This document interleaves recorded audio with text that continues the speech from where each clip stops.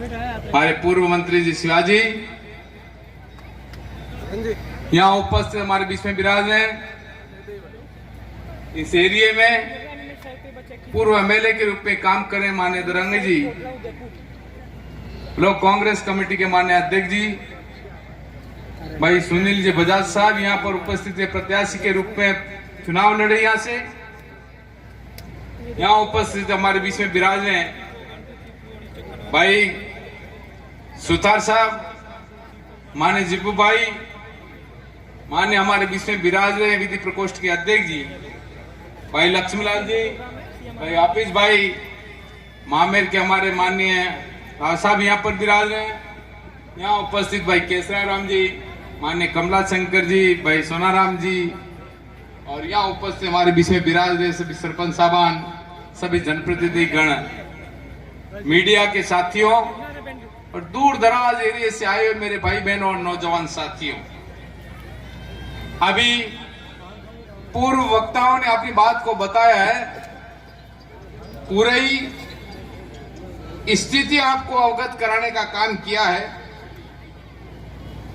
किस तरह की स्थितियां विगत 5 वर्षों में जनता पार्टी के राज में आप और हमको भुगतनी पड़ी, तकलीफें सहन करनी पड़ी, माता बहनों के आबरू और तमाम तरह की स्थितियों में हमें तकलीफ झेलनी पड़ी, वो आप सब भाई बहनों से छुपी नहीं है। 5 वर्षों में जनता पार्टी के राज में हमारे भाई घूम रहे थे। राष्ट्रीय ग्रामीण रोजगार योजना, महानरेगा को बंद कर देने की स्थिति हो गई। दवाएं, हमारे 600 तरह की दवाएं बंद करने का काम कर दिया जनता पार्टी के राज में। और तमाम हमारे भाई, ये जो जनता पार्टी के लोग कह रहे थे, हमारे पूरे हिंदुस्तान में 2 तरह की विचारधारा के लोग हैं। 2 तरह की विचारधारा के वो लोग हैं, एक तो वो लोग जो देश में शांति, अमन, चैन और भाईचारा चाहते हैं, देश में विकास की गति को आगे बढ़ाना चाहते हैं, देश में कल कारखाने स्थापित करना चाहते हैं, देश में 36 कौम को साथ में लेकर के चलना चाहते हैं। वो है कांग्रेस विचारधारा। और दूसरी विचारधारा वो है जो देश में अत्याचार और भाईचारा धूमिल करना चाहते हैं, देश में अराजकता पैदा करना चाहते हैं, देश में भाई भाई को लड़ाने का काम करते हैं, देश में विखराववाद चाहते हैं। और इस तरह के लोग हैं, वो है जनता पार्टी के लोग। इसलिए आप और उनको सबको समझना पड़ेगा कि यहाँ पर 2 विचारधारा की लड़ाई है। एक सत्य की लड़ाई लड़ने के लिए कांग्रेस खड़ी है और एक अधर्म की लड़ाई लड़ने के लिए जनता पार्टी अपना काम कर रही है। सोचना पड़ेगा कि इस देश में जिस तरह की स्थितियां बनी, उसमें आप और उनको सबको देखना पड़ेगा कि यहाँ पर देश में एक तो गोडसे को पूजने वाले लोग हैं, जहां पर महात्मा गांधी की हत्या करने का काम किया, और एक वो लोग हैं जो हमारे महापुरुष, जिन्होंने देश की आजादी में अपने भाग लेने का काम किया, देश के खातिर अपने आप को न्यौछावर करने का काम किया। इस तरह से महात्मा गांधी के उन आदर्शों पर चल करके देश को आगे ले जाना चाहते हैं। इसलिए समझना पड़ेगा आप और हम सबको कि हमें किस तरह की विचारधारा के साथ में लेकर के चलने की आवश्यकता है। आज विगत टाइम की स्थिति आपने देखने का काम किया होगा कि यही नरेंद्र मोदी बात कर रहा था, भाइयों और बहनों, अच्छे दिन आ रहे हैं। आज दिन तक अच्छे दिन देखे 5 वर्षों में। दूसरी बात करी थी, भाई और बहनों मुझे जिता दो, मैं देश का प्रधानमंत्री बनूंगा, देश से बाहर जाऊंगा, काला धन लेकर के आऊंगा, और एक एक भाई के खाते में 15-15 लाख रुपए आएंगे ना। लोगों ने वजह ताड़े आपके मजा आई रहा, 15 लाख खाता में आई रहा। कितने लोगों के खाते में आ गए भाई? यही बात हम सब भाई यहाँ पर कर रहे थे बैठ करके कि भाई अपन भी कोटला में जाकर के पूछ ले कि किन किन भाई के खाते में 15-15 लाख रुपए आ गए। झूठ बोल करके राज में आने का काम हुआ। तीसरी बात और करी थी, वो करी थी भाई और बहनों, ये मां बेटे की सरकार गई और महंगाई गई। क्या हुई स्थिति हुई? मां बेटे की सरकार राहुल गांधी और सोनिया गांधी की सरकार चली गई, परंतु महंगी वाड़ा कम नहीं हुआ, 4 गुना बढ़ गया। ये आप और हमारे जो छुपा मामला नहीं।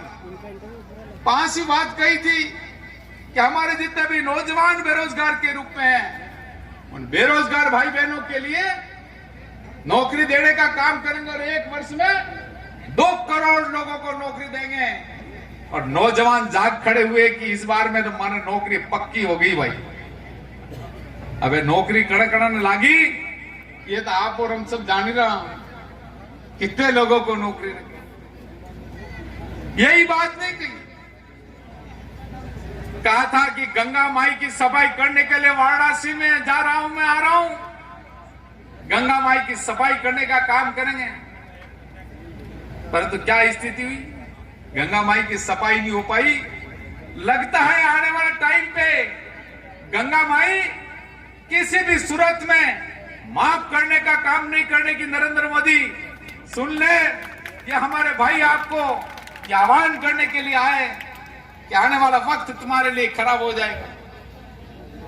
कभी गंगा मां के नाम पर, कभी गौ माता के नाम पर, कभी गणेश जी को दूध पिलाने के नाम पर, कभी झूठ बोल करके, जुमले बोल करके राज में आने का काम जनता पार्टी के राज में लोगों है।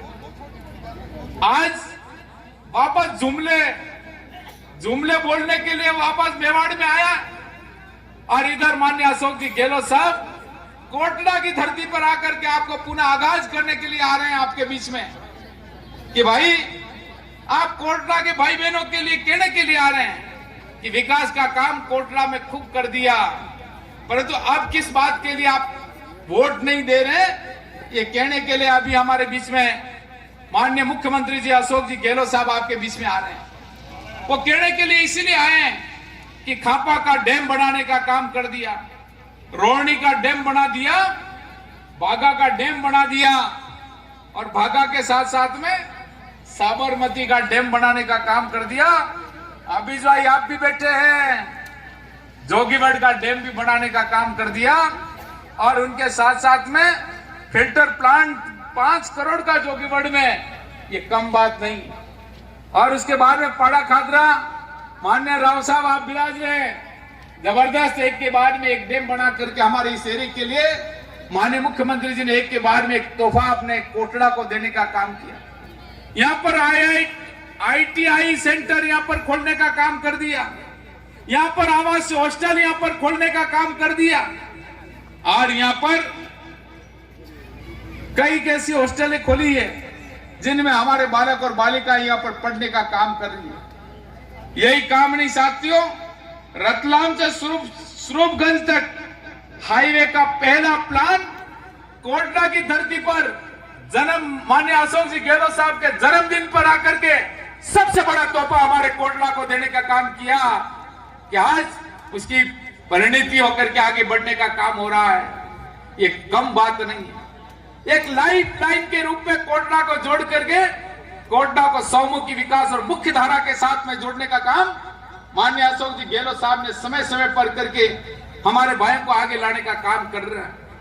परंतु इसके बावजूद क्यों कोटला के लोग किस बात से नाराज हैं, ये समझ में नहीं आ रहा है। आज हम भी आपसे निवेदन करने के लिए आए हैं। साथियों, समझना पड़ेगा कि यहाँ पर एक बार बहुत बड़ा मेला माननीय महाराष्ट्र से हमारे मंत्री जी आए। एक गुजरात में मेला भरा जा रहा था और गुजरात में उस मेले में एक पिक्चर सर्कस लगा हुआ था और सर्कस क्या था, वो ये था कि एक बोर्ड लगा दिया बाहर, टनाटन सर्कस। लोगों ने विचार किया है टनाटन सर्कस, और उनका टिकट रखा 100 रुपये। अब टनाटन सर्कस में लोग जल्दी फटाफट जाकर के वो सर्कस देख करके वापस उधर आ जाता था। और उस सर्कस में क्या था, उसमें एक सजा करके अंदर बहुत बढ़िया सर्कस सजा करके रखा।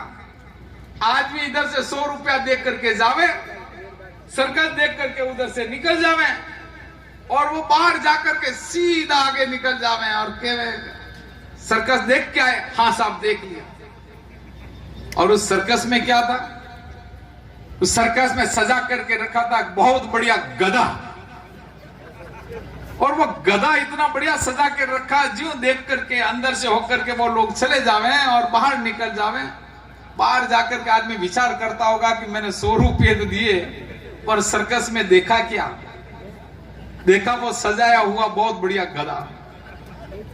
इसीलिए मैं प्रार्थना करने के लिए आया हूं, सब भाई बहनों से कहने के लिए आया हूं कि आप इस बात को समझें कि 5 वर्षों तक आपने टनाटन सर्कस देखने का काम कर दिया।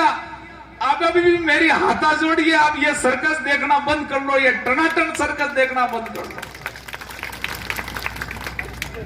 ये टनाटन सर्कस देखते हो बहुत समय हो गया, बहुत 5 वर्ष हो गए, अभी भी टनाटन सर्कस देखने का जिसको इच्छा है तो विचार कर लेना। इसीलिए मैं यहाँ पर आप सबसे हाथ जोड़ करके कहने के लिए आया था, कहती वो टनाटन सर्कस हारा देखो देव के तुम त्यारे पर कर दो जोरे हाउ सर्कस देखो त्यारे कर दो। कांग्रेस राहुल गांधी जी ने, मान्य अशोक जी गहलोत साहब ने, पायलट साहब ने, मान्य हमारे भाई रघुवीर सिंह जी मीणा साहब को लोकसभा क्षेत्र उदयपुर का प्रत्याशी बनावे आपने मिलवारो कम की दो। सब जना होश से समझे, माने रघुवीर सिंह जी मीणा को वोट देना, वोट दे दिल्ली भेजवारो काम कर जो। दिल्ली में माने राहुल गांधी का हाथ मजबूत करेगा और राहुल गांधी को प्रधानमंत्री के रूप में आप और हम देखना चाहते हैं। यही प्रार्थना करने के लिए आपके बीच में आया, ये कम बात नहीं। अब दूसरी बात करूं कि भाई रघु जी के रिश्तेदार कोटड़ा में हमारी बहन यहां पर शादी करवाई है रघु जी की कोटड़ा में। रघु जी का तो कोटड़ा से भाई गहरा रिश्ता हो गया। यहां तो उठते बैठते मिलते चलते फिरते हाथ पकड़ करके काम कराएंगे, काम करवा करके विकास की धारा को मजबूत करेंगे। एखाना मांडवाना एटा गया मैं कि ना जा मांडवाना भाई क्या के दो भाई हमारो पेट नो हागो है थमा एवेदी वोट न दियो तो केदी दियो तो पेट ना आदमी रो ध्यान तो रख जरे के न रखवा दे। आ बात आपने केवार वास्ते खड़ो भी हो। दूसरी आप जानो कि आप सब भाई इस बात को समझ रहे हैं कि राष्ट्रीय रोजगार गारंटी योजना बंद करने के लिए जनता पार्टी वाला लोगों ने ठाना था। अब एक एक पंचायत में 500-700 लोग काम कर रहे हैं। आने वाले टाइम पे और कहा है, जितने भी अधिकारी यहां पर आए उनको सबको कहा माननीय मुख्यमंत्री जी ने कि और लेबर बढ़ानी हो तो और बढ़ाओ। कांग्रेस के राज में मेन गर्मी पड़ती थी, लू नहीं लग जाए लोगों को, इसीलिए क्या करते थे, माननीय मुख्यमंत्री जी ने आदेश निकाला कि भाई सुबह 7 बजे काम पे जाओ, 2 तगारी धूला डाला नहीं डाला और 10-11 बजे वापस घर पे आ जाता था ना। आज रे मारे नाम पाको हो तुम भाई पूरा भूला हो न भूला तो हेवे पूरा जागजो। अरे हेवे पूरा भूला तो बंद का है पूजा पूरा हो जो। यह बात अनिवासी के वास्ते आयो कि भाई इतनी भली सरकार के रूप में अकाल राहत का काम जब शुरू किया था कांग्रेस के राज में अशोक जी गहलोत साहब ने, आप जानने की इतने काम कर दिए, इतना विकास कर दिया, इतनी बोरियां लगा दी, जितना अनाज खेतों पे नहीं होता था उतना अनाज हमारे घर के भाइयों के घरों में मिल जाता था। थप्पिया की थप्पिया अनाज। अकाल में लोग तो क्या गन्ने खावे हैं, परंतु मवेशियां गन्ना खाती थी, ये स्थितियां कांग्रेस के राज में थी। वापस कांग्रेस का राज आया साथियों। ये कांग्रेस का राज अभी 3 महीने हुए। 3 महीने में बहुत बड़े बड़े फैसले करने का काम किया। पहला फैसला किया हमारे किसानों के लिए, जो कर्जे से डूबा हुआ आदमी था उसको तराने के लिए अशोक जी गहलोत साहब ने और माननीय राहुल जी ने आते ही आह्वान करने का काम किया था कि यदि राजस्थान में कांग्रेस सरकार बनती है तो 10 दिन में कर्जा माफी का काम करेंगे। 10 दिन तो छोड़ो, परंतु 10 दिन ने तीसरे दिन ही आदेश जारी कर दिया और पूरे ही 18,000 करोड़ का कर्जा माफ करके काश्तकारों का भला किया। ये कम बात नहीं है भाई, बहुत बड़ा तोहफा देने का काम किया। दूसरा काम आप सब भाई जान रहे हैं कि जिनकी पेंशन 500 रुपए थी उनको बढ़ा करके 750 कर दी। 750 थी उनसे बढ़ा करके 1000 कर दी। हमारे भाइयों के लिए दूसरा तोहफा देने का काम किया।